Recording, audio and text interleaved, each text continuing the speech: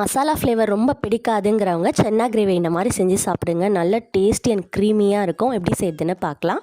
ஒரு குக்கரில் 3 குழிக்கரண்டி எண்ணெய், பட்டை, கிராம்பு, ஏலக்காய், 2 வெங்காயம், 1 டேபிள் ஸ்பூன் இஞ்சி பூண்டு விழுது சேர்த்து நல்லா வதக்கிக்கணும்.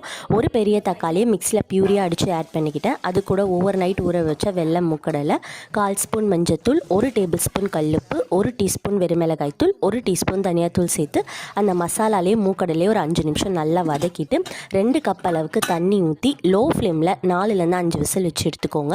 மிக்ஸி ஜாரில் ஒரு பத்தை தேங்காய், 7லேருந்து 8 முந்திரி, 1/4 ஸ்பூன் சோம்பு, 1/4 ஸ்பூன் மிளகு சேர்த்து ஃபைனாக அரைச்சிக்கணும். ப்ரெஷர் போன உடனே இந்த தேங்காய் பேஸ்ட்டை ஆட் பண்ணி லோ ஃப்ளேமில் 10 நிமிஷம் கொதிக்க வச்சு இறக்குனீங்கன்னா சூப்பரான சென்னா கிரேவி ரெடி. அது கூட கொத்தமல்லி போட்டுக்கோங்க. என்கிட்ட இன்னைக்கு கஸ்தூரி மெத்தியும் பட்டரும் இருந்தது. இந்த ரெண்டும் இருந்ததுன்னா கண்டிப்பாக போடுங்க. ஒரு ரெஸ்டாரண்ட் ஃபீலில் இருக்கும். கீ ரைஸ், சப்பாத்தி, பூரி, தோசை எல்லாத்துக்குமே சூப்பராக இருக்கும். கண்டிப்பாக ட்ரை பண்ணி பாருங்கள்.